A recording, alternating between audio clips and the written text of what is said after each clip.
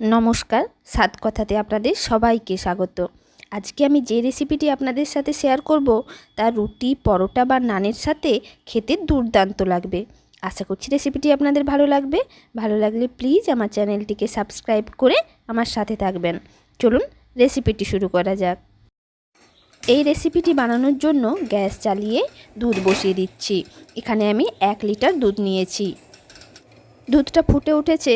এই মুহূর্তে আমি একটি বেশ বড় সাইজের পাতিলেবুকে 4 টুকরোতে কেটে ভালো করে নিংড়ে রসটা দুধের মধ্যে দিয়ে দিচ্ছি।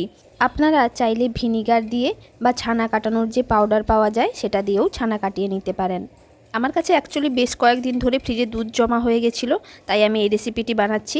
আপনারা অনেক সময় দেখবেন দুধ গরম করতে গিয়ে দুধ কেটে যায়, তখনও আপনারা এই রেসিপিটি বানাতে পারবেন। সম্পূর্ণ লেবু রসটা দিয়ে দিয়েছি। এবার চামচ দিয়ে ভালো করে নেড়ে দিচ্ছি যাতে লেবু রসটা চারিদিকে মিশে যায়। দেখুন অলরেডি কিন্তু ছানা কাটতে শুরু করে দিয়েছে। জলটা সম্পূর্ণ সবুজ হয়ে ছানাটা একদম ভালোভাবে কেটে গেছে। ঠিক এই সময় 1/2 টিস্পুন গোটা জিরে দিয়ে দিলাম, আর দিয়ে দিচ্ছি সামান্য একটু চিলি ফ্লেক্স। আপনারা চাইলে আর একটু চিলি ফ্লেক্স দিতেই পারেন। আর 1/2 টিস্পুন দিয়ে দিচ্ছি গোলমরিচ গুঁড়ো। 1/2 টিস্পুন ধনে গুঁড়ো এর মধ্যে দিয়ে দিলাম, আর বেশ কিছুটা ধনেপাতা কুচি ছড়িয়ে দিচ্ছি। এবার একটি চামচ দিয়ে সব কিছু ভালো করে মিশিয়ে নিচ্ছি। চলুন ভালো করে মিশিয়ে নিয়েছি। এবার গ্যাসের ফ্লেমটা অফ করে দিলাম, আর খুব সাবধানে এবার ছানাটা একটি ছাঁকুনির মধ্যে ছেঁকে নিচ্ছি।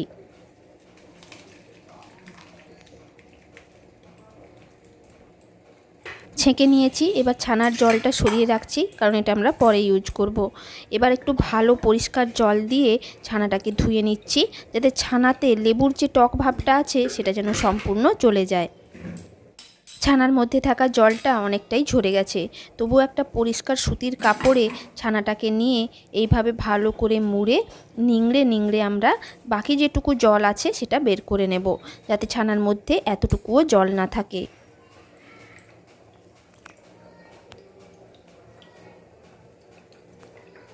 সম্পূর্ণ জলটা চেপে চেপে বের করে নিয়েছি। এবার ছানাটাকে 10 মিনিট এইভাবে রেখে দিচ্ছি। চলুন 10 মিনিট হয়ে গেছে। এবার ছানাটা খুলে একটি বড় থালার মধ্যে ছানাটা নিয়ে হাত দিয়ে ভালো করে ছানাটাকে এইভাবে ভেঙে দিচ্ছি।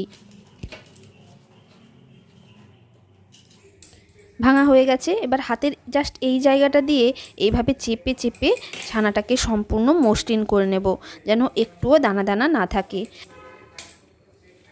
3 থেকে 4 মিনিট ধরে এইভাবে করার পর সামান্য একটু ওই ধরুন 1.5 টিস্পুন মতো সুজি আমি ছানার মধ্যে মিশিয়ে দিচ্ছি। এটা বাইন্ডিংয়ের কাজ করবে। আপনারা চাইলে সুজির পরিবর্তে ঠিক অতটাই পরিমাণ আটা, ময়দা বা চালের গুঁড়োও দিতে পারেন। তারপর আবার সুজির সাথে ভালো করে মিশিয়ে নিয়ে আরও 2 থেকে 3 মিনিট এইভাবে চেপে চেপে মসৃণ করে নিচ্ছি। চলুন এটা হয়ে গেছে। ওই ধরুন 5 থেকে 6 মিনিট ধরে হাত দিয়ে চেপে চেপে ছানাটাকে মসৃণ করে নিয়েছি। আর হাতটাও দেখুন অল্প তেলতেলে হয়ে গেছে।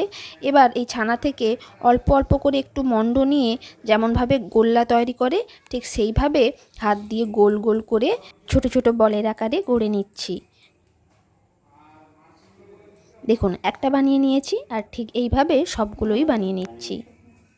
দেখুন সবগুলো বানিয়ে নিয়েছি, আর আবারও গ্যাস চালিয়ে একটি বেশ বড় সাইজের প্যান বসিয়ে দিয়েছি। এই ধরনেরই বড় প্যান এই রান্নার ক্ষেত্রে ব্যবহার করতে হবে, যেন নিচটা বেশ চওড়া হয়। প্যানটাও গরম হয়ে গেছে, দিয়ে দিচ্ছি বেশ কিছুটা সর্ষের তেল। খুন্তি দিয়ে তেলটা কড়াইয়ের চারপাশে ভালো করে ছড়িয়ে দিয়ে দুটো মাঝারি সাইজের পেঁয়াজ কুচি তেলের মধ্যে দিয়ে দিচ্ছি।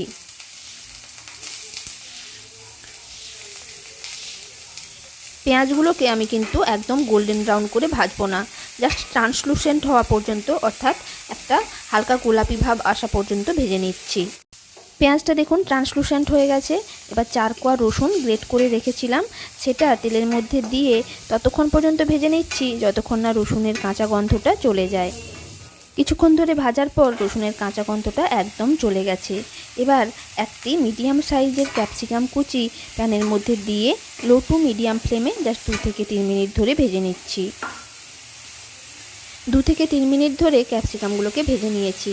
এবার দুটো মাঝারি সাইজের টমেটো কুচিও এর মধ্যে দিয়ে দিলাম। যেহেতু টমেটো দিয়েছি তাই দিয়ে দিচ্ছি পরিমাণ মতো লবণ, যাতে টমেটোগুলো তাড়াতাড়ি গলে যায়। এবার সব কিছু আরও একবার খুব ভালো করে মিশিয়ে নিচ্ছি। এবার ঢাকা দিয়ে লো টু মিডিয়াম ফ্লেমে ততক্ষণ রান্না করে নিচ্ছি যতক্ষণ না টমেটোটা সম্পূর্ণ গলে যায়। প্রায় 3 থেকে 4 মিনিট ধরে রান্না করার পর টমেটো থেকে বেশ খানিকটা জল বেরিয়ে গেছে আর টমেটোটা কিন্তু গলেও গেছে। এবার হাফ টিস্পুন লঙ্কা গুঁড়ো, হাফ টিস্পুন জিরে গুঁড়ো, হাফ টিস্পুন ধনে গুঁড়ো আর দিয়ে দিচ্ছি সামান্য একটু গোলমরিচ গুঁড়ো। সমস্ত মশলা ভালো করে মিশিয়ে নিচ্ছি আর ততক্ষণ মশলাটা কষিয়ে নিচ্ছি যতক্ষণ না মশলাটা একদম শুকনো শুকনো হয়ে যায়। দেখুন মশলাটা বেশ শুকনো শুকনো হয়ে গেছে। এবার ছানা কাটানো যে জলটা আলাদা করে রেখেছিলাম সেই জলটা কিছুটা পরিমাণ এই প্যানের মধ্যে দিয়ে মশলার সাথে আর সবজির সাথে ভালো করে মিশিয়ে নিচ্ছি। ছানার বলগুলোকে এবার গ্রেভির উপর এইভাবে চারিপাশে বসিয়ে দিচ্ছি আর এমন পরিমাণ জল দেবেন যেন ছানার বলগুলো হাফের থেকে বেশি ডুবে থাকে। দেখুন সম্পূর্ণ বলগুলো আমি দিয়ে দিয়েছি। এবার ওপর থেকে 1.5 টিস্পুন মতো চিনি ছড়িয়ে দিচ্ছি। যেহেতু ছানার জলটা দিয়েছি আর ছানার জলটা টক, তাই সেটাকে ব্যালেন্স করার জন্য চিনি দিলাম। এবার ঢাকা দিয়ে লো টু মিডিয়াম ফ্লেমে 10 মিনিট মতো রান্না করে নিচ্ছি। 10 মিনিট ধরে রান্না করার পর ছানার বলগুলো বেশ ফুলে গেছে। আমি আগে থেকেই একটি বাটিতে কিছুটা দুধের সর তুলে রেখেছিলাম, সেটা ভালো করে ফেটিয়ে এই গ্রেভির মধ্যে মিশিয়ে দিচ্ছি। আপনারা চাইলে এর পরিবর্তে ফ্রেশ ক্রিম বা মালাইও ব্যবহার করতে পারেন। এবার একটু একটু করে চিজের টুকরো আমি কেটে রেখেছি, সেটা প্রত্যেকটি বলের ওপর এইভাবে বসিয়ে দিচ্ছি। আপনারা চাইলে চিজ একটি গ্রেটারের সাহায্যে গ্রেট করে এভাবে ছানার বলগুলোর ওপর ছড়িয়ে দিতে পারেন। আমি পাতলা পাতলা টুকরো করে কেটে উপরে দিয়ে দিলাম, সমস্তগুলোর উপরে দিয়ে দিয়েছি। এবার ঢাকা দিয়ে গ্যাসের ফ্লেমটা অফ করে দিচ্ছি। তারপর 10 মিনিট মতো এইভাবেই এটাকে রেখে দিচ্ছি।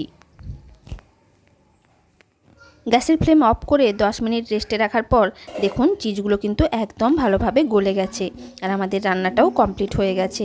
আপনারা এরকম নিত্য নতুন রেসিপি পেতে আমার চ্যানেল স্বাদ কথাকে সাবস্ক্রাইব করে নেবেন আর সাবস্ক্রাইব করার পর পাশে থাকা বেল আইকনটি প্রেস করে দেবেন, যাতে আমার যে কোনো নতুন ভিডিও আপনাদের কাছে সবার আগে পৌঁছে যায়। আর এই রেসিপিটি ভালো লাগলে একটা লাইক করে দেবেন, সবার সাথে শেয়ার করবেন আর নিচে কমেন্ট করে জানাবেন কেমন লাগলো। নমস্কার।